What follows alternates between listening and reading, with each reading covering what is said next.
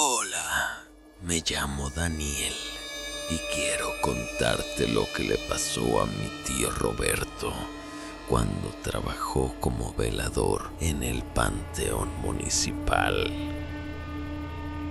Esta historia cambia por completo su manera de ver la muerte y los cementerios.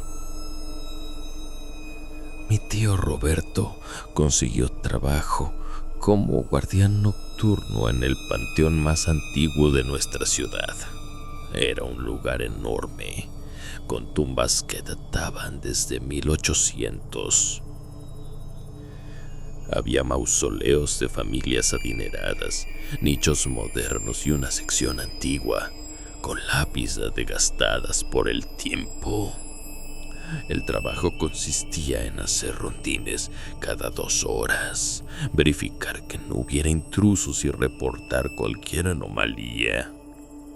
Le pagaban bien porque casi nadie quería ese turno. Los veladores anteriores renunciaban sin dar muchas explicaciones. Durante las primeras semanas todo fue normal. Mi tío es un hombre pragmático. No cree en fantasmas ni en esas cosas. Para él, los cementerios son solo lugares donde descansan los cuerpos, nada más. Hacía sus rondas con tranquilidad. A veces hasta se sentaba a leer en la caseta de vigilancia. Pero todo cambió una noche de marzo. Era aproximadamente la 1 de la madrugada cuando comenzó su tercer recorrido. Llevaba una lámpara potente y su radio de comunicación. El clima estaba fresco. Había un poco de neblina que hacía que todo se viera más tétrico de lo normal. Caminaba por el pasillo central cuando escuchó pasos detrás de él. Se detuvo de inmediato y volteó, pero no había nadie. Pensó que tal vez fue el eco de sus propios pasos rebotando en los mausoleos. Así que continuó caminando. Llegó hasta la sección más antigua del panteón, donde están las tumbas del 1800. Ahí fue donde lo vio por primera vez. Había un hombre parado frente a una tumba muy deteriorada. Vestía ropa oscura y tenía las manos en los bolsillos. Mi tío se acercó pensando que era un familiar que se había quedado después del horario de cierre. Esto pasa a veces. La gente pierde la noción del tiempo cuando está de luto. Se acercó y le dijo con voz firme pero amable: «Disculpe, señor, ya es hora de cerrar. Tiene que retirarse, por favor». El hombre no se movió ni volteó a verlo. Mi tío se acercó un poco más. Quizás estaba a unos 5 metros de distancia. «Señor, lo escuché. Necesito que se retire». Nada. El hombre seguía inmóvil, como si fuera una estatua. Mi tío comenzó a sentir algo extraño, una sensación de frío que no era del clima. Era algo diferente, como si el aire se hubiera vuelto más pesado. Se acercó todavía más. Ahora estaba a solo 3 metros. Iluminó con la lámpara directamente al hombre, y fue entonces cuando notó algo que lo dejó paralizado. El hombre no proyectaba sombra. La luz de la lámpara lo atravesaba como si no existiera. Mi tío dice que en ese momento su cerebro intentó racionalizar lo que veía. Pensó en trucos de luz, en niebla, en cualquier explicación lógica. Pero entonces el hombre volteó lentamente. Mi tío vio su rostro y cuenta que era como ver una fotografía antigua. Los rasgos estaban ahí, pero parecían desvanecidos, como si estuvieran hechos de humo. Los ojos del hombre lo miraron directamente y le dijo con una voz que sonaba lejana: «Estoy esperando a alguien». Mi tío retrocedió instintivamente, parpadeó, y cuando abrió los ojos, el hombre ya no estaba. Simplemente se había desvanecido en el aire. Roberto se quedó ahí parado, respirando agitado, tratando de procesar lo que acababa de presenciar. Revisó la tumba frente a la cual había estado el hombre. La lápida estaba tan desgastada que apenas se podía leer el nombre. Elías Mendoza, 1872 a 1915. Decidió regresar a la caseta de vigilancia. Se sentó, tomó café y trató de calmarse. Se dijo a sí mismo que había sido su imaginación, que el cansancio le estaba jugando una mala pasada. Pero en el fondo sabía que lo que había visto era real, demasiado real. A las 3 de la madrugada tenía que hacer otro rondín. Esta vez decidió tomar una ruta diferente, evitando la sección antigua. Caminó por el área de los nichos nuevos donde todo está bien iluminado y ordenado. Todo iba bien, hasta que llegó al mausoleo de la familia Villarreal. Una estructura imponente de mármol blanco con columnas.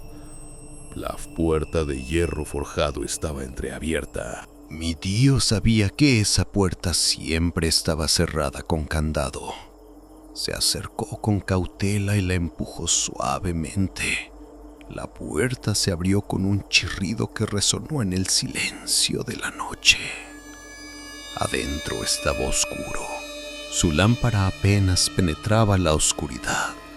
Entonces, escuchó voces. Eran varios susurros, como si muchas personas estuvieran conversando en voz baja. No podía distinguir palabras específicas, solo el murmullo constante de conversaciones que se entrelazaban. Iluminó el interior del mausoleo. No había nadie. Las voces continuaban. Venían de todas partes y de ninguna a la vez. Mi tío cerró la puerta rápidamente y se alejó. Su corazón latía tan fuerte que podía escucharlo en sus oídos. Decidió que ya era suficiente y regresó a la caseta.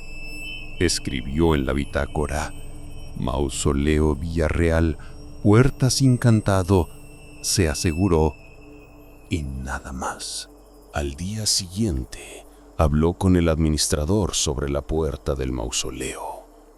El administrador revisó sus registros y le mostró las fotografías de la inspección semanal que habían tomado 2 días antes.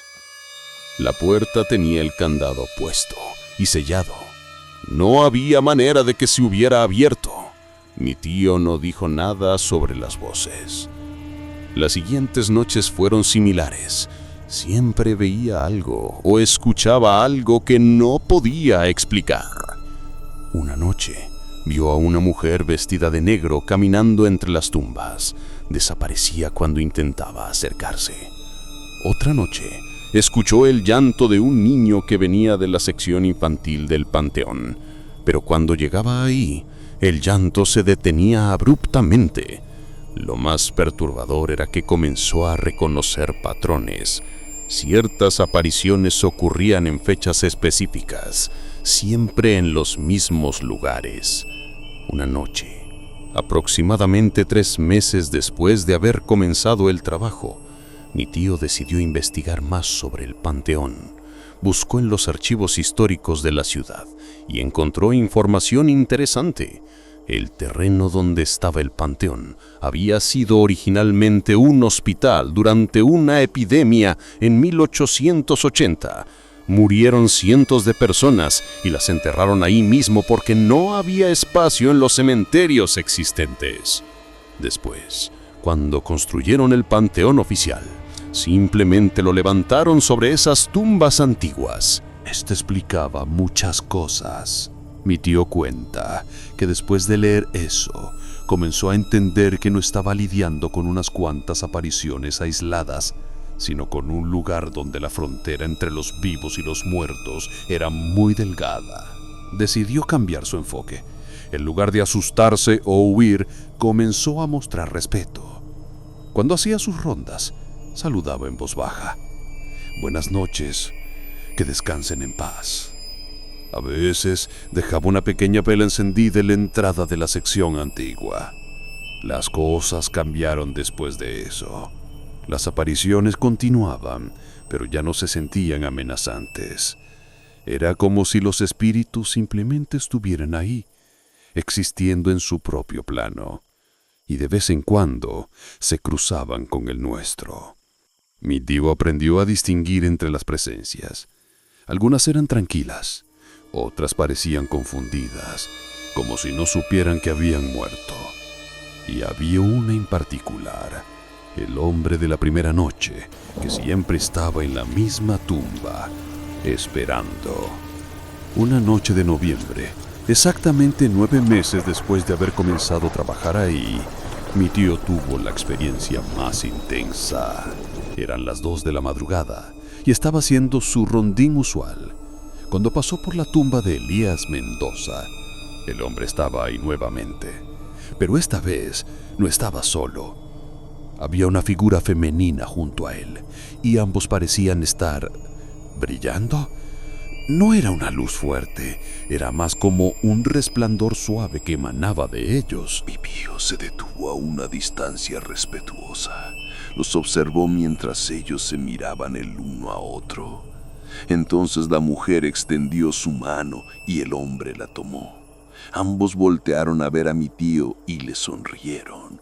Fue una sonrisa de gratitud, de paz, y luego simplemente se desvanecieron. Pero esta vez fue diferente. No desaparecieron de golpe como otras veces, sino que se fueron haciendo cada vez más tenues, hasta que ya no estaban. Mi tío sintió algo en ese momento, una sensación de calidez que le recorrió todo el cuerpo. Era como si el aire mismo le estuviera diciendo que todo estaba bien, que su presencia ahí, su respeto hacia los muertos, había permitido que algo importante sucediera. Nunca volvió a ver al hombre de la tumba de Elías Mendoza después de esa noche. Si les interesa saber, mi tío preguntó en los archivos históricos sobre Elías Mendoza. Encontró que había sido un comerciante que murió en 1915, dejando viuda a su esposa María. Ella murió en 1963 y fue enterrada en otro panteón porque la familia se había mudado de ciudad.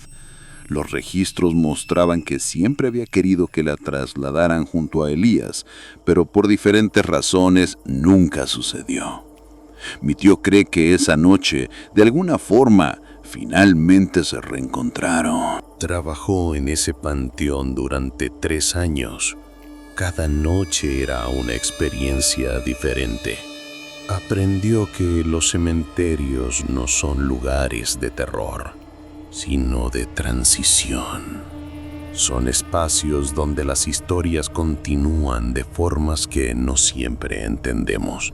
Me dijo que lo más importante que aprendió fue el respeto. Los muertos merecen el mismo respeto que los vivos, tal vez más, porque ya hicieron su viaje y nosotros apenas lo estamos haciendo. Ahora mi tío trabaja en otro lado, pero de vez en cuando visita el panteón. Siempre lleva flores para la tumba de Elías Mendoza y camina por los pasillos saludando en voz baja. Dice que a veces siente presencias, pero ya no le asustan. Son solo vecinos del otro lado, compartiendo el mismo espacio por un momento. Oigan, antes de continuar, si están disfrutando estas historias, suscríbanse al canal, me ayudan muchísimo y así puedo seguir trayéndoles más contenido como este. Solo les toma un segundo y a mí me hace muy feliz. Ahora sí, continuemos. Mi nombre es Sofía y lo que voy a contarte me pasó hace 2 años. Todavía me cuesta creer que sucedió, pero tengo pruebas que no puedo explicar. Soy fotógrafa profesional y me especializo en fotografía artística. Me gusta capturar lugares abandonados, arquitectura antigua y escenas que cuenten historias sin palabras. Había escuchado sobre un cementerio histórico en las afueras de Puebla que tenía mausoleos increíbles del siglo XIX. Pedí los permisos necesarios y un sábado por la tarde fui con mi cámara y mi equipo. El cementerio era hermoso en un sentido melancólico. Las tumbas estaban cubiertas de musgo, había árboles antiguos que creaban sombras interesantes y los mausoleos tenían una arquitectura impresionante. Pasé varias horas tomando fotografías. El encargado me dijo que podía quedarme hasta que cerraran a las 6 de la tarde. Estaba revisando mis últimas tomas cuando noté un mausoleo al que no había entrado. Era de la familia Echeverría, según decía la placa de mármol. La puerta de hierro tenía un diseño elaborado con figuras de ángeles. La reja estaba oxidada, pero el diseño era increíble. Decidí tomar algunas fotografías antes de irme. Me acerqué y comencé a encuadrar la toma. A través de la reja se podía ver el interior. Había 3 sarcófagos de mármol y en la pared del fondo había un vitral pequeño que dejaba pasar la luz del atardecer. Era perfecto. Tomé varias fotos desde diferentes ángulos. En una de ellas me agaché para capturar la reja en primer plano con el interior iluminado detrás. Fue en ese momento cuando sentí algo extraño. Era como si alguien me estuviera observando desde adentro del mausoleo. Bajé la cámara y miré a través de la reja. No había nadie, obviamente. Era un mausoleo sellado. Pero la sensación persistía. Me dije que era mi imaginación y continué tomando fotos. Cuando llegué a casa y comencé a revisar las fotografías en mi computadora, me di cuenta de algo que me heló la sangre. En una de las fotos, la que tomé agachada, había algo dentro del mausoleo que no debería estar ahí. Al fondo, junto al sarcófago del centro, había una figura. Se veía borrosa, como si se hubiera movido justo cuando tomé la foto, pero estaba ahí. Parecía una mujer con un vestido largo. Al principio pensé que era un efecto de la luz, una mancha en el lente, cualquier cosa. Pero mientras más la examinaba, más clara se volvía. Podía distinguir los rasgos de un rostro, el cabello largo e incluso la forma del vestido. Lo más perturbador era que parecía estar mirando directamente a la cámara. Amplié la imagen tanto como pude sin perder demasiada calidad. La figura definitivamente tenía forma humana. Estaba semi-transparente, como si estuviera hecha de niebla, pero los detalles eran innegables. Revisé todas las demás fotos que había tomado del mismo lugar. En ninguna otra aparecía la figura, solo en esa. Le mostré la foto a varios colegas fotógrafos. Todos estuvieron de acuerdo en que no era un defecto de la cámara ni un error de procesamiento. La figura estaba en la imagen original, directamente del archivo RAW. Uno de mis amigos, que es escéptico total, me sugirió que tal vez había alguien adentro del mausoleo cuando tomé la foto. Pero eso era imposible. La puerta estaba sellada con cemento en las orillas y tenía cadenas con candados antiguos completamente oxidados. Decidí investigar sobre la familia Echeverría. Encontré información en los archivos históricos de Puebla. La familia había sido próspera en el 1890.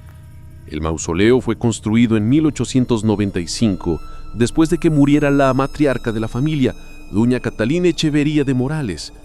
Tenía 52 años cuando falleció de una enfermedad respiratoria. Lo interesante es que encontré una fotografía de doña Catalina en los archivos.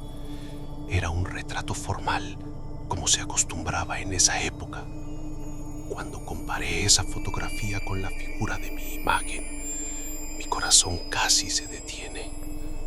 Había similitudes innegables. La forma del rostro, el peinado, incluso el estilo del vestido era consistente con la época. Pero había más. Seguí investigando y descubrí que doña Catalina había sido fotógrafa amateur. Era inusual para una mujer de su época, pero ella había aprendido el arte de la fotografía de daguerrotipo y tenía un pequeño estudio en su casa. Era conocida por tomar retratos post-mortem, una práctica común en el siglo XIX, donde se fotografiaba a los fallecidos como último recuerdo. Esto me impactó profundamente. Era como si hubiera una conexión entre nosotras, dos fotógrafas separadas por más de 100 años, y de alguna forma nuestros caminos se habían cruzado en ese momento específico. Me pregunté si ella había sentido mi presencia, de la misma forma que yo sentí la suya. Decidí regresar al cementerio. Esta vez fui preparada con más equipo. Llevé una cámara de video, grabadora de audio y mi cámara fotográfica. Llegué temprano en la mañana y me dirigí directamente al mausoleo Echeverría. En la luz del día se veía diferente, menos misterioso, pero igual de hermoso. Me paré frente a la reja y hablé en voz alta. Sé que suena extraño, pero sentí que era lo correcto. Doña Catalina, soy Sofía, soy fotógrafa como usted. Disculpe si la interrumpí el otro día, no era mi intención faltarle al respeto. Esperé, sin saber realmente qué esperaba. No pasó nada. El cementerio estaba en silencio, excepto por el canto de algunos pájaros.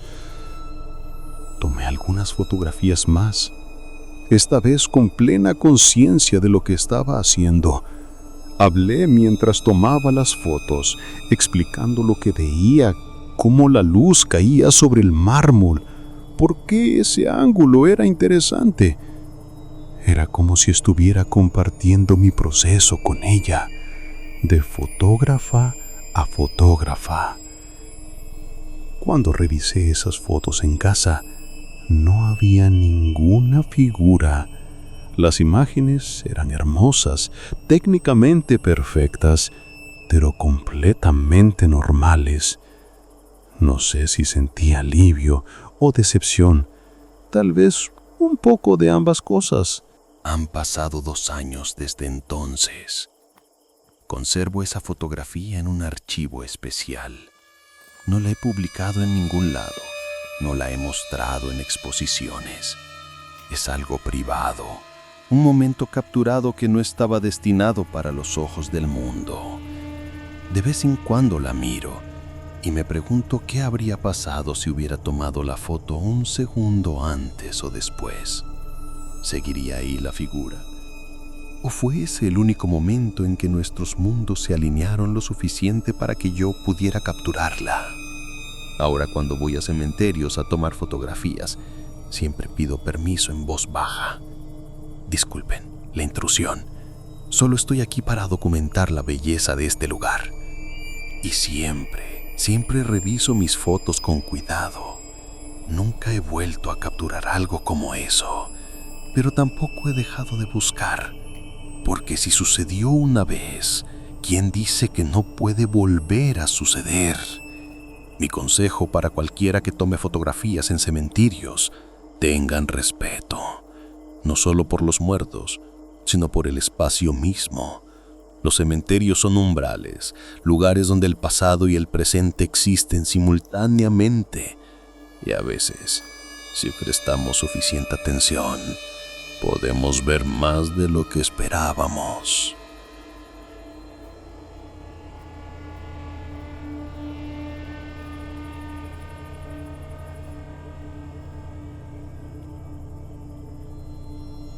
Hola, soy Fernando, y esta historia es corta, pero me ha perturbado durante años. No sé si creerla completamente o simplemente fue una coincidencia extraña, pero tú decides. Cuando tenía 16 años, solía pasar por un cementerio pequeño de camino a la casa de mi novia. No era un atajo necesariamente, pero me gustaba caminar por ahí, porque era tranquilo y me daba tiempo para pensar. El cementerio era viejo pero bien cuidado, con árboles grandes que daban sombra y bancas donde la gente podía sentarse. Un día de octubre, decidí sentarme en una de esas bancas para leer un libro que tenía que terminar para la escuela. Era tarde, alrededor de las 5 de la tarde, pero todavía había luz. Me senté bajo un árbol de fresno grande y abrí mi libro. Desde donde estaba podía ver varias lápidas, algunas nuevas y otras muy antiguas con la escritura casi borrada. Mientras leía, mis ojos se desviaron hacia una lápida que estaba a unos 10 metros de distancia. No sé por qué me llamó la atención. No era particularmente diferente de las demás. Me levanté y caminé hacia ella para leer el nombre. Decía Fernando Castillo Ramírez, 1985 a 2042. Me quedé helado. Mi nombre completo es Fernando Castillo Ramírez. Nací en 1985. Ahí estaba mi nombre, mi fecha de nacimiento exacta, en una lápida. La única diferencia era la fecha de muerte, 2042. En ese momento era 2001, así que, según esa lápida, me quedaban 41 años de vida. Mi primer pensamiento fue que era una coincidencia. Fernando es un nombre común, Castillo y Ramírez son apellidos muy comunes en México. Pero, ¿la fecha de nacimiento exacta, incluyendo el año? Eso ya era demasiada coincidencia. Busqué más información en la lápida. Debajo del nombre había una inscripción. Amado esposo y padre, vivió con honor y murió en paz. No había fotografía ni otros detalles. Miré alrededor del cementerio. No había nadie cerca. Era como si el lugar estuviera completamente vacío excepto por mí. Saqué una libreta que siempre llevaba y anoté toda la información de la lápida. Incluí la ubicación exacta dentro del cementerio. Quería tener un registro de esto porque sabía que nadie me iba a creer. Incluso yo mismo estaba cuestionando lo que estaba viendo. Regresé a esa banca bajo el árbol y me senté. Mi corazón latía rápido. Intenté racionalizar lo que acababa de ver. ¿Era posible que alguien con mi nombre exacto y fecha de nacimiento exacta hubiera muerto y lo enterraran aquí? Era algún tipo de broma, pero ¿quién haría algo así? Entonces tuve un pensamiento más perturbador. Y si no era del pasado, sino del futuro. Suena absurdo, lo sé, pero en ese momento, sentado en ese cementerio, con esa lápida a pocos metros de distancia, todo parecía posible. Y si, de alguna forma, el tiempo se había doblado y estaba viendo mi propia tumba futura, Decidí investigar. Al día siguiente fui a las oficinas del cementerio y pregunté sobre esa tumba específica. La mujer en la recepción buscó en sus registros. Me dijo que no había ninguna tumba bajo ese nombre en el cementerio.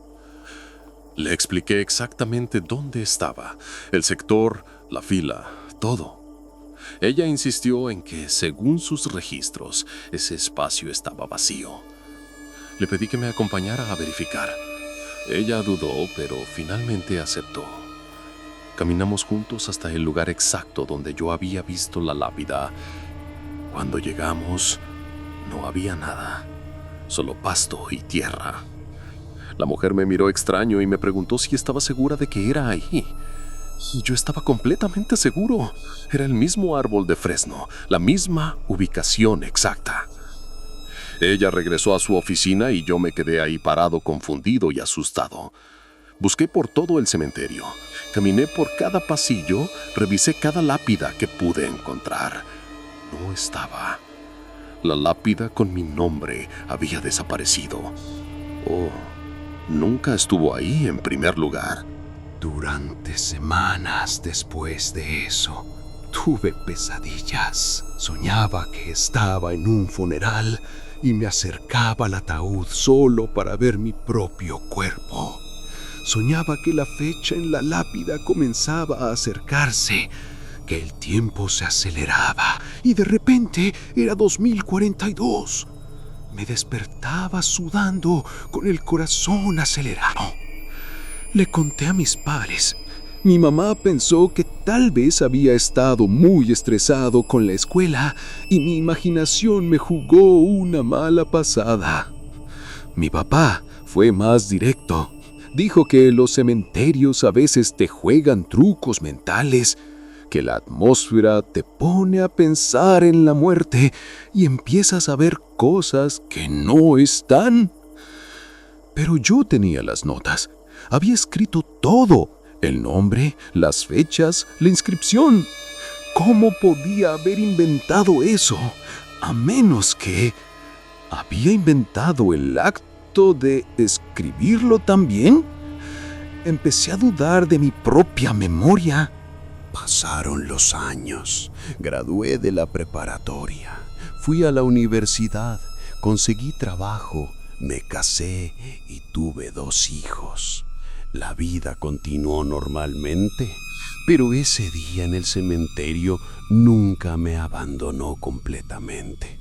Se quedó en el fondo de mi mente como una pequeña alarma que ocasionalmente sonaba para recordarme su existencia. Ahora tengo 39 años. Según esa lápida que vi o no vi, me quedan 3 años. Sé que suena ridículo preocuparse por algo que probablemente fue una alucinación de adolescente, pero a veces, cuando estoy manejando o trabajando o jugando con mis hijos, ese pensamiento aparece. 2042. ¿Qué pasará ese año? He tomado decisiones en mi vida parcialmente influenciadas por ese día. He intentado vivir sin arrepentimientos. He dicho te amo más seguido. He tomado riesgos que tal vez no hubiera tomado de otra manera. Porque si solo me quedan pocos años, quiero que cuenten. Quiero que cuando llegue ese momento, si es que llega, la inscripción sea verdad, que viví con honor y muera en paz. Si esta historia te puso los pelos de punta, no olvides darle like y suscribirte para más relatos que te mantendrán despierto por la noche. Y si alguna vez has tenido un encuentro que no puedes explicar, déjalo en los comentarios. Tal vez no estés tan solo como crees. Buenas noches y cuidado con lo que acecha en el bosque.